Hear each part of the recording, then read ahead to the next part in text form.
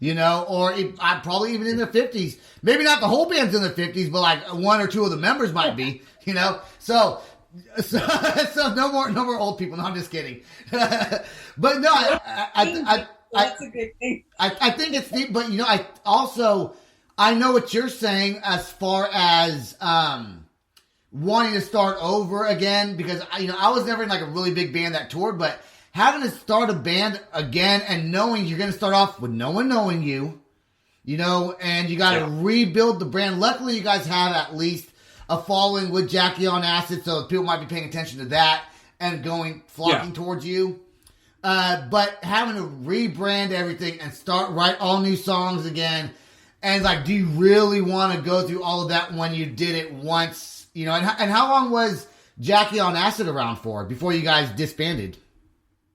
We were together about 5 years. Okay. 5 years. Yeah, and of course we had some lineup change with guitarists. We were always me, the bassist, and the two vocalists, my sister and the other girl. But yeah, I mean, 5 years, it was a good run, really good run. We and that process, we were able to we showcased for, I think it was once for Columbia Records and cool. Yeah, but of course, nothing happened. I saw Jenny on Facebook. I don't know if I saw you or did you add me or did I add you? I don't remember. I think it was me that added you. Yeah, so then I was like, okay, you're a musician. So I clicked on your page, right? And I was like, I clicked on your page and I was like, I hope my wife's not thinking I'm checking out girls on Facebook. I wanted to, but it looked like you were in a band. I went to your profile, it said Saving Jackie. So I clicked on it, and then like I heard probably half of that song, and I immediately sent you a message on Facebook. And the first thing you said to me was, get a hold of Anthony, right? That's what she said. So then, but as you said that, I went to go get a hold of Anthony, and then he had sent me a friend request already. This happened pretty quick, I think. So I was like, okay, good. Because I'm not trying to slide up in the DMs, all right? I'm trying to get some music on here. So when she told me about you, I thought, well, yeah. I mean, I told my sister, it doesn't matter the level you're at or as far as the band goes. Every band has to take every opportunity that comes their way. Yeah. So I looked at it, a possibility of being on the show and and possibly gaining more fans from that as well. So I mean that's just my way of thinking and the music business and so forth. And what was super cool about that is I wound up talking to you. I gave you my number, I think, and I was like, hey, just call me.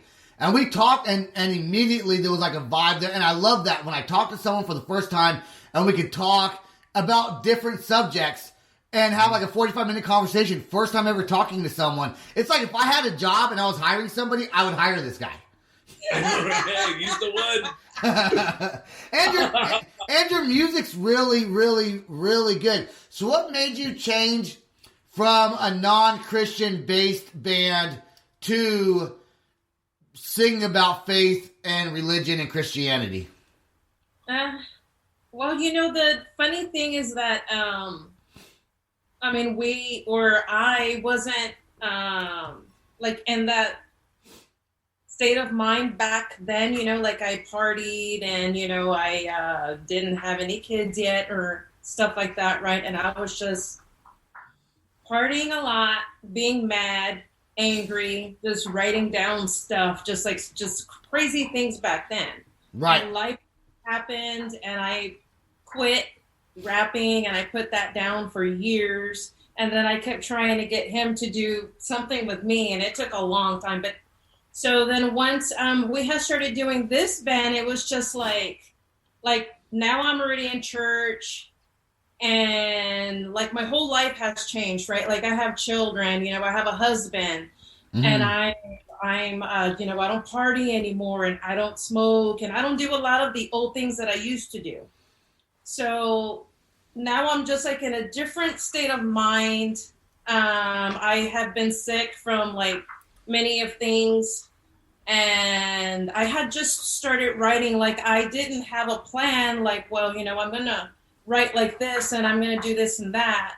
But it was just me just being in a very hard time in my mind, like in a really dark place. And I was just like, you know what, like I just gotta do this as an outlet. Like I gotta write like how I feel, because if I don't write, then I'm just gonna get really just lost in my own mind. Right. I just started writing, and so, you know, I had just started writing that first song, My Faith is Larger, and that riff just started. And so, you know, I tape the riff at practice, and then I get home and I'm just going through my own thing. I'm feeling down and out.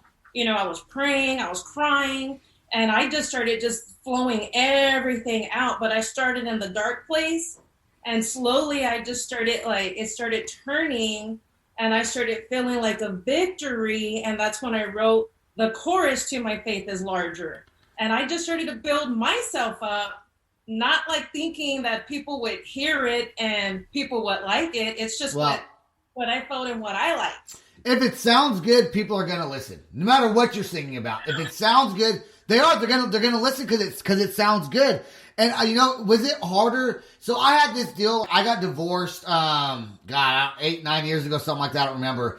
And I was doing vocals for just a buddy of mine, just kind of satire things.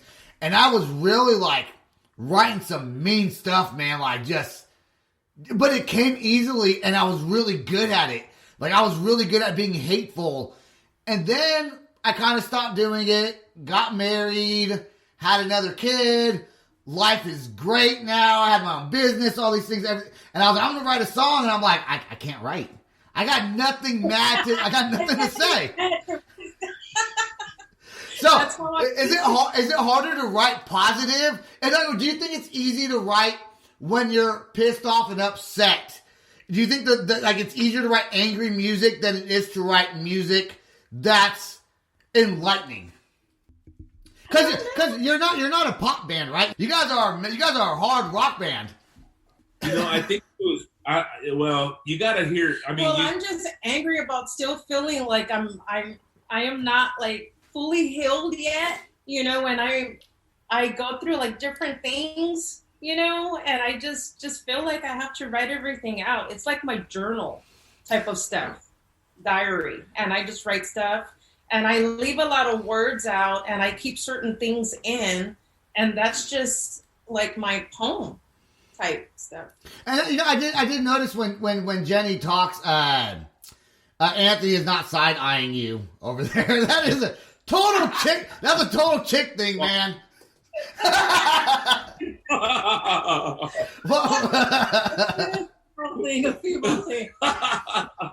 What were you saying, Anthony? So you know, when we were with Jackie on acid. But yeah, there was a lot of angry stuff going on in those lyrics. I always felt then, like I needed to be mad to write back then, yeah. and if I wasn't mad, then I'd start a fight on purpose just to write. So yeah. Okay. Not anymore. Let's play your second song. I got some more good questions for you guys. My Everything. What's the oldest song you guys wrote out of these 4 songs I'm playing? What's the oldest one? Is it My Faith is Larger? No. I think My Everything was our first song. That you guys did as a band, right? Yeah. I think that one was our first song that we wrote as Saving Jackie. And then after that song, the third song that you're going to play is the second one. Okay. All right, let's play My Everything right now.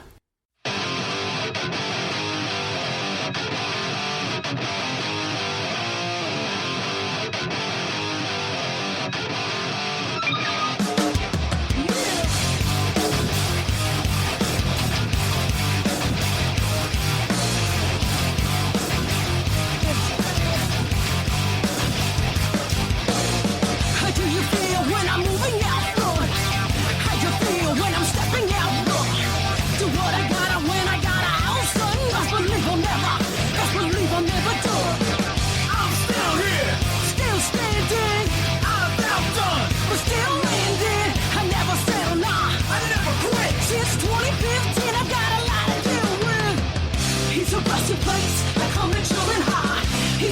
on the road, draw my tears and cry. He's a best in place, I come and chill and high. He's a place that come to road, draw my tears and cry. He's a best in place, I come to chill, come to high. He's a place that come to road, draw my tears and cry. He's a best in place, I come to chill and high. He's a place that come to road, draw my tears and cry. Pick up the microphone, cause I'ma set it off. I've been ready just to change up my ladies off. My pain that overflow, yo, I'ma get it all. Get out the way and jump the stage and get some bigger roll. I can fall short, I ain't perfect though. Christ is life for all, he's my way to go. He's my happy place, he's my safe zone. He's my everything, yeah, he's my dwelling home. He's a resting place, I come and chill and high. He's a place that come to roll, draw my tears and cry. He's a resting place, I come and chill and high. He's a place that come to roll, draw my tears and cry. He's a resting place that come to chill, come to high. He's a place that come to roll, drop my tears and cry. He's a resting place, I come to chill and high. He's a place that come to roll, drop my tears and cry.